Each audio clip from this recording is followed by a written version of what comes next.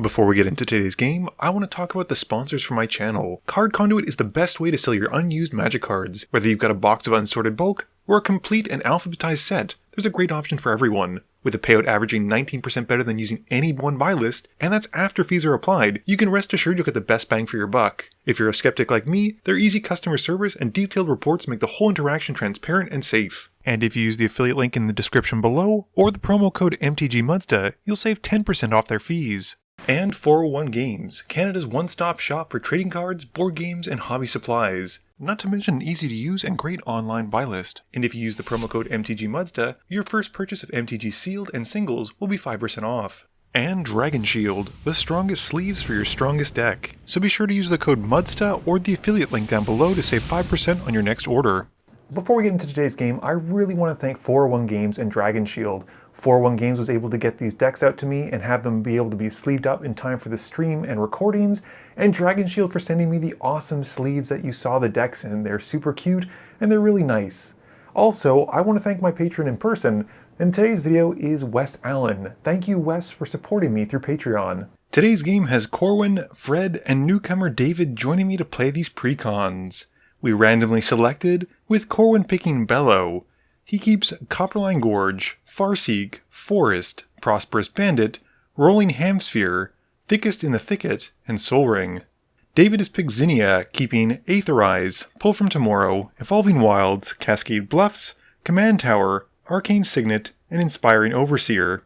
Fred has selected Hazel, keeping Twilight Mire, Talisman of Resilience, Gilded Goose, Forest, Windgrace's Judgment, Ogre Slumlord, and a Ravenous Squirrel.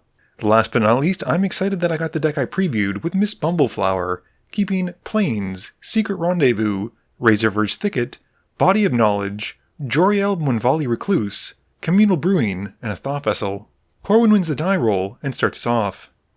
He draws and plays a Copperline Gorge, tapping it for Soul Ring. He then taps the Soul Ring for Arcane Signet. I play a Razorverge Thicket, but don't have nearly as explosive a turn as Corwin did. David draws, plays an Evolving Wilds, and cracks it for an island as he passes. Fred's got a Forest, and he casts Gilded Goose, making a food. He passes to Corwin after that. Corwin plays a tap Path of Ancestry, but that doesn't slow him down, casting a Prosperous Bandit and paying for the Offspring cost. Once they resolve, he passes. I just play an island and cat Thought Vessel. David plays a Cascade Bluffs and casts an Arcane Signet. Fred's got a Swamp and pays 2 for Talisman of Resilience. He then loses 1 tapping the Talisman for a colored mana to help cast Ravenous Squirrel. Corwin draws and plays Temple of Abandon, scrying 1, and then casts Bello. He follows up with Farseek, and then goes to combat. He swings the bigger Prosperous Bandit at David, and the Offspring version at me, and we each take our damage, with Corwin making 3 tap treasures. He passes to me after that. I draw, and play a Plains. I then cast Secret Rendezvous, targeting David, so we each draw 3, and I pass after that. David's got a Command Tower, and he plays Zinnia, and once his commander's out, discards down to hand size. Fred draws and plays a Viridescent Bog for turn, and then casts a Playcrafter. Corwin sacrifices his token, I discard a card, and David is forced to sacrifice his commander, while Fred decides to sacrifice the Playcrafter itself. Fred's Ravenous Squirrel also grows, and Fred then passes after that. Corwin's got a Forest for turn, and he's then got enough mana for a Rolling Hamsphere, and then cashes in his treasures to help cast Grumgully. With Bello being out, the Hamsphere is a 4/4 with Indestructible and Haste, so Corwin moves to combat. He swings it at Fred, the Bandit goes at David, and Bello goes at me. The Hamsphere trigger makes 3 hamsters, and the hamsters get a +1/+1 counter from Grumgully, and the sphere then shoots the Ravenous Squirrel. Fred then chumps with the Gilded Goose, and the rest of us take our hits. Corwin then makes his treasure, and passes after that. I draw and play Temple of Mystery, scrying 1. I then cast Wear Down, gifting Fred a card. This allows me to destroy Corwin's Hamsphere and Soul Ring, and I then pass to David. David draws and plays a Sulphur Falls. He's got enough to recast Zinnia and passes to Fred. Fred just draws, plays a Twilight Mire, and then casts his other commander, the Odd Acorn Gang, and passes to Corwin. Corwin draws for turn and plays a Rampant Growth, going to find a mountain. He then casts Thickest in the Thicket, and he puts 3+1/+1 counters onto Bello, and the enchantment enters as a 4/4 as well. We go to combat, and he sends the Bandit and the Thickest Thicket at me, and Bello goes at David, and the hamsters go at Fred. Fred blocks one of the hamsters, and we all then take the rest. Corwin gets to draw off the Thickest in the Thicket connecting, and then draws from his trigger as he moves to his end step, and passes. I draw and continue playing my temples with a Temple of Enlightenment. I then cast Body of Knowledge and pass. David draws and is able to finally do something with his commander out, casting Inspiring Overseer and paying for the offspring cost. It comes in and makes a copy, and he draws 2 and gains 2 total life. David then passes turn. Fred's got an Exotic Orchard for turn, and he casts Hazel of the Root Bloom and then goes to combat. He swings the Odd Acorn Gang at Corwin, who can't block because of Menace, and Corwin takes 5. With it connecting, Fred gets to draw a card, and he passes after that. Corwin draws and plays a mountain, and then casts a Hedron Archive. It also enters as a 4/4, and Corwin goes to combat. He swings the Thickest in the Thicket, and the Hedron Archive at Fred, while the rest of his stuff goes at me. At this point we realize that Grumgully should actually buff the artifacts and enchantments as they enter because they're creatures, so we correct with some counters and continue with combat. Thanks Harry for that lovely tongue twister. We take both of our hits, and Corwin gets to draw 2. In his second main phase, he casts Tendershoot Dryad. He then passes, getting his Thickest from the Thicket trigger and drawing cards.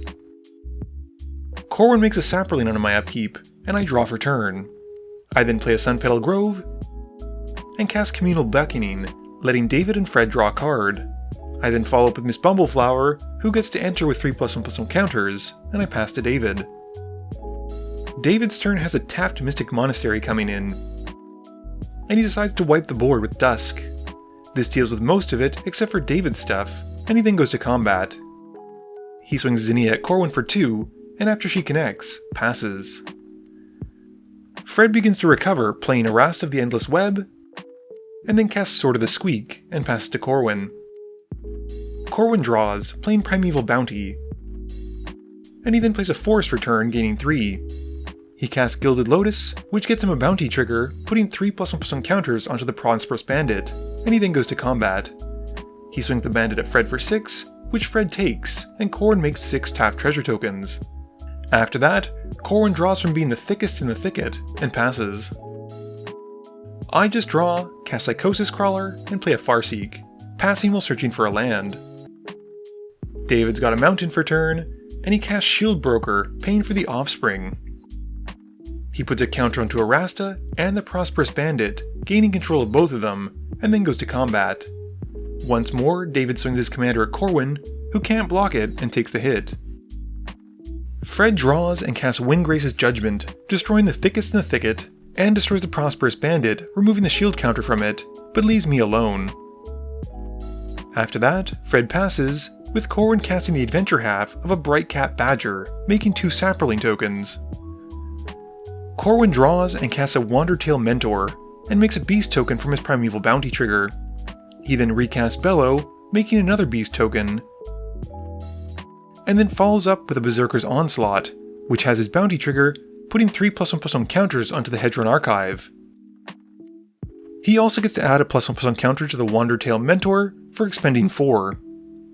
Going to combat, Corwin swings the Berserker's Onslaught, Gilded Lotus, Primeval Bounty, and 2 Saprolings at David, and the Hamsters and Hedron Archive go at Fred. Fred chumps the Archive with a Spider, and David chumps his attackers with 2 Spiders and a Shield Broker offspring. With nothing connecting, Corwin then just moves through his phases and passes. I draw, dealing 1 to everyone with the Psychosis Crawler. I then cast a coveted jewel and draw 3 more cards, dealing 3 more to my opponents. I then play a Flooded Grove and pass. David draws and then moves to combat, swinging his Inspiring Overseers at me. And I respond by casting Perch Protection. I gift Fred the extra turn, and I make 4 bird tokens and then basically phase out. David then moves to a second main phase, casting Skyclave Apparition, and it comes in, exiling the Prosperous Bandit. He then passes to Fred. Fred draws for turn and recasts Hazel. He then moves to his end step and uses her trigger to make a food token, and then moves to his next extra turn. Fred draws and casts Rootcast Apprenticeship. He picks the modes to make a squirrel token and makes Corwin sacrifice 2 non-token artifacts, and Corwin chooses Arcane Signet and Gilded Lotus. Once that's all done, Fred follows up with an Ogre Slumlord. Once that resolves, Fred passes, and during his end step, he gets to make 2 squirrel tokens thanks to Hazel's ability. Corwin draws and casts Rampaging Baloths, making a 3/3 beast from his bounty trigger. He then plays a land, and makes a 4/4 beast from the Baloths and gains 3 from the bounty. Going to combat, he swings the tokens at Fred, and the artifacts and enchantments at David. David is ready though, casting Aetherize to defend Fred and him, and bounce all attackers. With nothing else, Corwin passes. I phase back in, and draw, dealing 1 to each opponent. I then play a Sungrass Prairie, and cast Miss Bumbleflower, who once more enters with 3+1/+1 counters. I follow up with Joriel Moonvolley Recluse, and make Fred draw a card with Bumbleflower, and give the Psychosis Crawler a +1/+1 counter and flying. I then play a Chasm Skulker, letting Fred draw again, and I get to draw 2 off the Bumbleflower trigger, and deal 2 more with the Psychosis Crawler. I then go to combat, swinging my Psychosis Crawler at Corwin for 9 in the air, and after it connects, pass to David. David draws and plays an Adakar Wastes. He then casts Blade Splicer and pays for the Offspring. He makes 2 golems when they both enter, and then goes to combat. He swings his flyers at me, but Corwin responds by casting Starstorm for 2 and kills most of the board. Fred then makes 3 rat tokens, one of which he's able to put the Sword of Squeak onto, and Corwin gets to make a 3/3 from the Skyclave Apparition, dying, and with nothing else, David passes. Fred just draws, plays a swamp, and then cashes in 3 food, gaining 9 life. He then cycles Baron Moor, drawing a card. Corwin draws and plays an Evolving Wilds, making a 4/4 from his Baloth, and then sacrifices it, making another 4/4, and going to find a forest. He then replays the Berserker's Onslaught, and he goes to combat. He swings the Rampaging Baloths at Fred, the Illusion token, Wandertail Mentor, and Beast tokens at David, and the Onslaught itself goes at me. I block the Onslaught with the Chasm Skulker, David blocks the biggest creatures with his Offspring creatures, and the Shield Broker, and Fred throws his whole board in front of the Rampaging Baloths. First strike damage clears out David and my blockers, which gives Fred some rat tokens. Then regular damage happens, and the rat equipped with a sword kills the Baloth, but Fred loses Hazel and the Slumlord in the process. After that, Corwin passes. I draw, dealing 1 with Psychosis Crawler, and then play a Hinterland Harbor. I cast Cultivate, putting a +1/+1 counter into Bumbleflower, and giving her flying, and letting Fred draw from her trigger. I then play Quain, which draws me 2 cards from Bumbleflower, and I have Corwin a card from her ability as well. This allows me to put a +1/+1 counter on the Crawler again, and give it Fly, plus I get to make a cat token from Joriel as well. I follow up with Kylonian Hydra, putting a counter onto Joriel again, and giving her flying, and I then go to combat. I swing Joriel at Fred, and Bumbleflower and the Psychosis Crawler at Corwin. Fred chumps with his Spider token, and Corwin uses Beast Within on the Psychosis Crawler. Corwin then still takes a hit from Bumbleflower though, and I pass after that. David draws and goes to combat. He swings Zinnia at me for 1, and with nothing to block with, I take the 1, and David gets the coveted jewel. This draws him 3, and he plays a Sunscorched Divide. He then casts Time Wipe, bouncing his commander to hand and wiping the board. He then recasts Zinnia, and follows up with an Aether Channeler, making a bird token as it comes in. Fred draws and plays a Nested Shambler. He then casts Maelstrom Pulse and targets Berserker's Onslaught to destroy it. Fred then pays to equip the Sword of the Squeak onto the Shambler, and he passes to Corwin. Corwin draws and plays a Mossfire Valley. He then casts Path of Discovery. He follows it up with Bello again, revealing a game trail from the Explorer, and he goes to combat.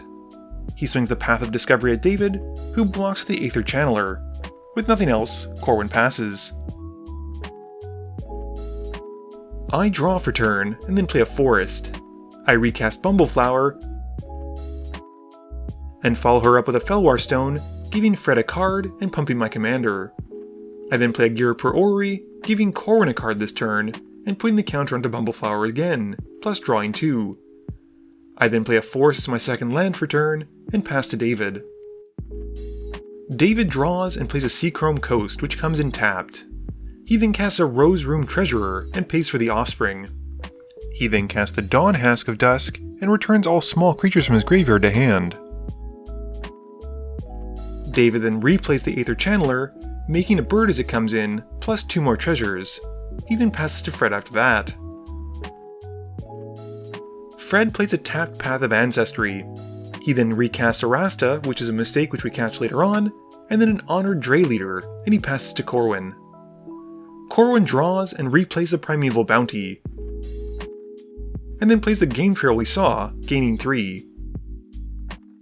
He follows it up with the actual Explore card, and he gets to put 3+1/+1 counters onto the Path of Discovery. He then plays a Terramorphic Expanse as his second land for turn, gaining 3, and then cracks it, going to find a mountain, and gains 3 more. Going to combat, he swings his 2 enchantments at David, and Bello goes at Fred.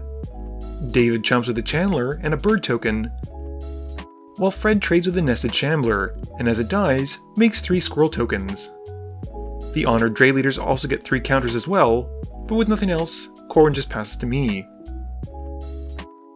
I draw and cast a Mana Gorger Hydra, giving Corwin the card and putting a +1/+1 counter and flying to Bumbleflower. I then cast Wizard Class, putting a counter onto the Mana Gorger Hydra and giving it flying as well, plus letting Fred draw a card. It's the second time this resolved, so I draw 2 from the Bumbleflower trigger. I then level up Wizard Class, drawing another 2, and then level it up to 3 as well.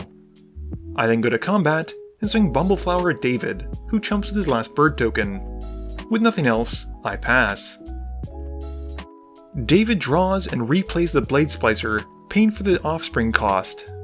It comes in and makes him 2 making him 2 Golem tokens, and makes some more treasure tokens because of the Rose Room Treasurers. He then casts a Junkwinder and pays for the Offspring cost as well. David then taps down my commander and Mana Gorger Hydra as they come in. He then casts Curiosity Crafter with Offspring, and this lets him tap down the Honored Dray Leader and a Squirrel token. Going to combat, David swings Zinnia and his 2 treasurers at Corwin, who drops to 7. David then draws off the Curiosity Crafter, and he plays Ornithopter of Paradise with Offspring after combat. The token then comes in, and David is able to tap down the last of Fred's creatures with the Junkwinder triggers. With nothing else, he passes. Fred just draws and recasts Hazel, attaching the Sword of the Squeak to her. He then goes to his end step, making 2 squirrel tokens and passing.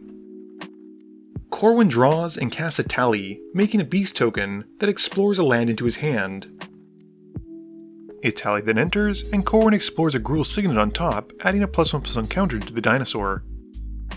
Corwin then plays a land, gaining 3, and he then casts Greater Good, putting 3 more +1/+1 counters onto a Tally. Corwin then sacrifices the beast token from a Tally to draw 3 cards and discard 3. He then plays another land, gaining another 3. He follows up with a Thought Vessel, putting 3 more counters onto a Tally, before finally sacrificing a Tally to Greater Good, drawing 13 and discarding 3.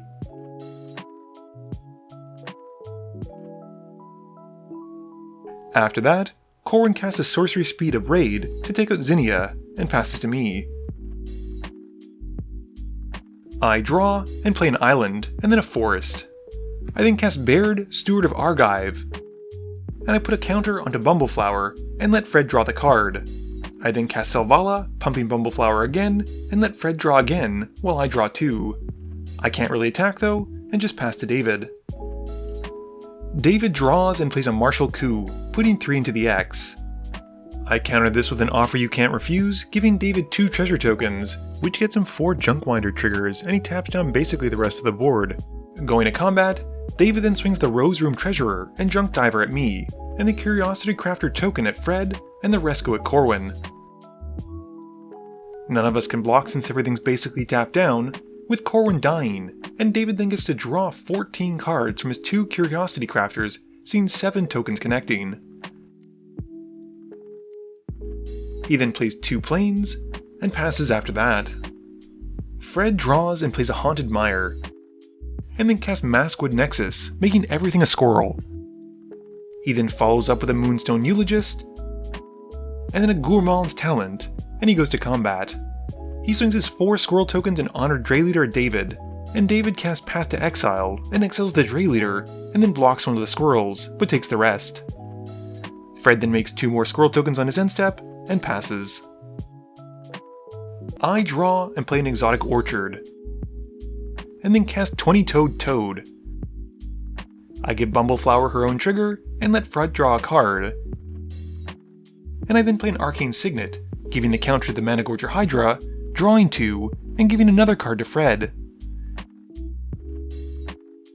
David responds by casting Rapid Hybridization on the Hydra, and I respond by casting Generous Gift on his Ornithopter of Paradise.